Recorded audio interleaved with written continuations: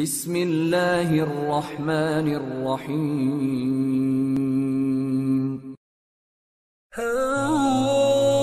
حدیث نبی صلی اللہ علیہ وآلہ وسلم۔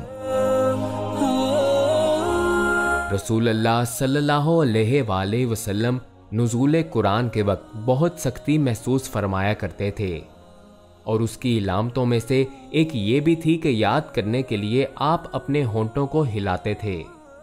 حضرت ابن عباس رضی اللہ عنہ نے کہا، میں اپنے ہونٹ ہلاتا ہوں جس طرح آپ صلی اللہ علیہ وآلہ وسلم ہلاتے تھے۔ حضرت سعید کہتے ہیں، میں بھی اپنے ہونٹ ہلاتا ہوں جس طرح حضرت ابن عباس رضی اللہ عنہ کو میں نے ہلاتے دیکھا، پھر انہوں نے اپنے ہونٹ ہلائے۔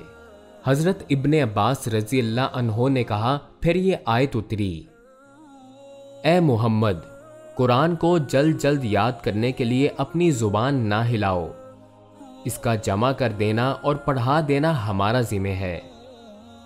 حضرت ابن عباس رضی اللہ عنہ کہتے ہیں، یعنی قرآن آپ صلی اللہ علیہ وآلہ وسلم کے دل میں جما دینا اور پڑھا دینا ہمارے ذمہ ہے، پھر جب ہم پڑھ چکیں تو اس پڑھے ہوئے کی اتباع کرو۔ حضرت ابن عباس رضی اللہ عنہ فرماتے ہیں کہ آپ اس کو خاموشی کے ساتھ سنتے، اس کے بعد مطلب سمجھا دینا ہمارے ذمہ ہے، پھر یقیناً یہ ہماری ذمہ داری ہے کہ آپ اس کو پڑھو۔